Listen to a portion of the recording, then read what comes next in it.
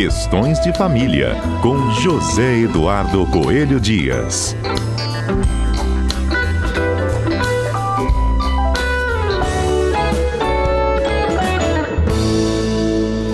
Nesse mês de dezembro, nós nos debruçamos aqui sobre os últimos dados do IBGE, do censo, do IBGE, sobre qual é a fotografia da família brasileira. Falamos de divórcios, guarda compartilhada, casamento infantil, união consensual, casamento, as principais diferenças. E hoje, gente, a gente vai falar de uma forma que vem ganhando muita, forma, podemos dizer assim, da família brasileira, que é a chamada família reconstruída. Na verdade, quem vai nos explicar tudo isso é o Zedu, que está conosco aqui ao vivo. Bom dia, Zedu. Bom dia, Fernanda. Bom dia aos nossos queridos ouvintes da Rádio CBN.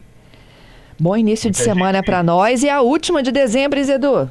É a última de dezembro. E como a gente tem sempre essa expectativa, com a virada do ano, de um renascimento, de uma reconstrução, vamos falar das famílias reconstruídas, Fernanda? Isso aí. Todo mundo tem que ter um direito para isso, né? É, exatamente. Veja bem, Fernanda, até 1977, nós não tínhamos o divórcio no Brasil. E a única possibilidade de construção de família era pelo casamento. O casamento civil, ou o casamento religioso com efeitos civis. Então você não tinha possibilidade de, se eventualmente não quisesse mais ficar numa união afetiva, num casamento, você não tinha a possibilidade de sair dele. E ainda que se saísse de fato, você não poderia licitamente constituir uma nova família. Essas famílias eram consideradas ilegais, eram chamados concubinatos. Só que aí mudou tudo, depois veio a lei do divórcio, veio a Constituição de 88, veio a emenda 66 de 2010, que tornou o divórcio um direito potestativo incondicionado. E a grande verdade é que as pessoas estão se dando uma segunda chance. Estão se permitindo a reconstruir as suas famílias. E isso é muito bom, porque família é tudo, Fernanda? Família é tudo. E ainda que você tenha passado por uma experiência familiar que não deu certo, não te impede de reconstruir. E aí entram as situações que são bastante interessantes, e que a gente vai chamar essa família reconstruída até de família mosaico. Você já tinha ouvido essa expressão, Fernanda? Família mosaico? Não, nunca tinha ouvido. Vamos tentar lembrar o que é um mosaico? O mosaico são aquelas peças, juntando pedacinhos, por várias outras peças, É uma peça formada por várias outras peças. Geralmente a gente associa isso ao vidro, um vidro de uma cor compondo com outro, aquela colagem, aquela montagem, e que geralmente faz uma coisa até mais bonita do que o material original. Às vezes acontece de ser até mais interessante, mais bonito do que aquele material que originou aquele mosaico. O mosaico pode ser uma coisa linda, e uma nova família também pode ser. A gente tem que se permitir essa chance. E por que a gente chama de mosaico? Porque nós temos várias pecinhas. É muito comum que uma pessoa que tenha filhos vá para um outro casamento com outra pessoa que também tenha filhos. Então olha o mosaico se formando. Os meus filhos, os seus filhos e os nossos filhos, compondo uma nova conformação familiar que nós não conhecíamos até bem pouco tempo, não é? Uhum. E isso traz situações bastante interessantes, porque a possibilidade de estabelecimento de uma relação afetiva mais forte com o filho do parceiro ou da parceira, que pode resultar dependendo até de uma nova paternidade ou de uma nova maternidade. Isso não é automático, é bom a gente explicar que isso não é automático. Mas, enfim, nós estamos falando de um novo momento na formação das entidades familiares e que hoje em dia é muito comum. Temos irmãos que se tratam como irmãos, mas que, na verdade, não são irmãos no termo clássico da lei, do direito, mas que como convivem, É o caso, por exemplo, de alguém que tem um filho de um outro casamento, que está casado com uma pessoa que também tem filhos, e esses dois filhos, um de cada um, convivem juntos como se irmãos fossem. Olha que coisa interessante. Então, para muita gente... Isso é muito legal.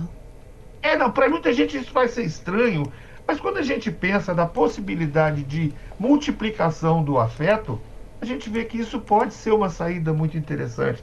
E que ninguém, porque eventualmente uma relação não deu certo, quer dizer que a próxima não vai ser boa, a próxima não vai ser gostosa de se viver, né? Quanta gente a gente vê aí reconstruindo a sua família com outros parceiros, mas é muito importante, né, Fernanda? Sem deixar os filhos da relação anterior para trás, porque nós temos também uma situação que é muito desagradável.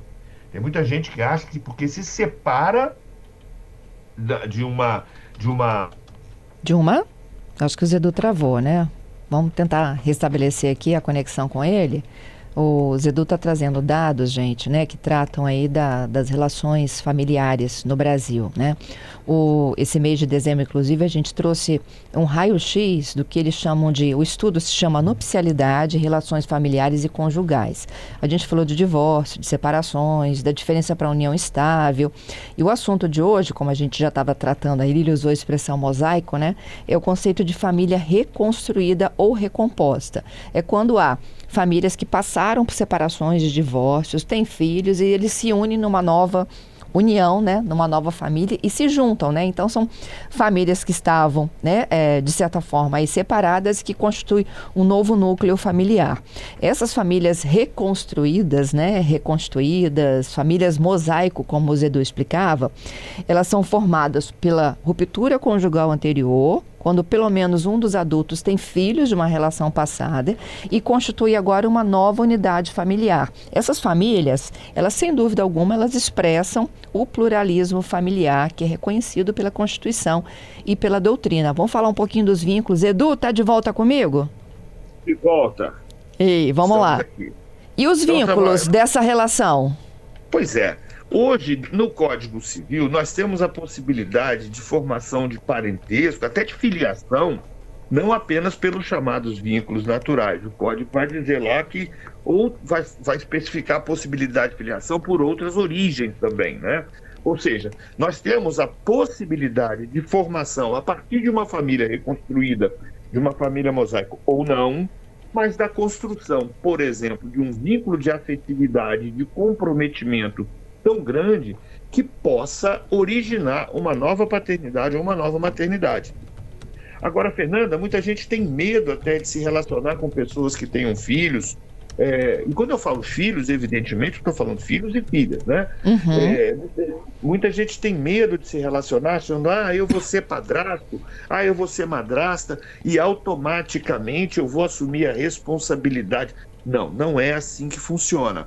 A relação conjugal é diferente da relação parental. Então, para que se forme uma nova filiação, para que se dê origem a uma nova paternidade ou maternidade, nós temos que ter todos aqueles elementos. É uma relação entre aquelas duas pessoas especificamente que vão se traduzir numa nova paternidade conforme a presença daqueles requisitos, né? Quando você trata efetivamente aquela pessoa como filho ou filha, quando você é tratado como pai ou mãe e como você age como tal. A partir daí e do afeto, sim, pode surgir. Mas então você não precisa ter medo, o que você precisa ter é limite. Lembrar, por exemplo, que o filho do seu parceiro ou da sua parceira não é o seu filho, é o filho do seu parceiro, da sua parceira, que provavelmente tem um pai ou tem uma mãe na outra família, né, na família extinta, na conjugalidade extinta, e que merece todo respeito. A gente não pode deixar de alertar para a necessidade de que os pais biológicos sejam respeitados, assim como os padrastos e madrastas sejam respeitados. Porque eles vão estar com o seu filho, não é? Eles vão cuidar do seu filho, eles vão permitir que o seu filho tenha novas experiências. Então, o respeito é fundamental com essas pessoas que estão, vamos dizer assim, do outro lado, não é, Fernanda? Hoje até eu ouvi uma expressão, Zedu, ex-madrasta ou ex-padrasto. Existe ex para isso? E para isso existe, né? Porque essa relação não está previsto em lei, né? Não tem esse negócio de padrasto, madrasto no código. Ela se extingue a partir do momento que se extingue a conjugalidade com o pai ou com a mãe daquela criança ou daquele adolescente, né? Deixa de ser. Se acabou a conjugalidade, deixou de ser. O que você não deixa de ser é pai e mãe, né? Uhum. É isso. Isso aí Ó, tá certo. professor Magé, você está lembrando de um filme aqui que é muito legal e que fala muito da família Mosaico. Não sei se todo mundo já assistiu. É Os Meus, os Seus e os Nossos. Ah, espetacular, extraordinário. Aliás, essa expressão, os meus, os seus, os nossos, já traduz tudo, né? Só o título já convence.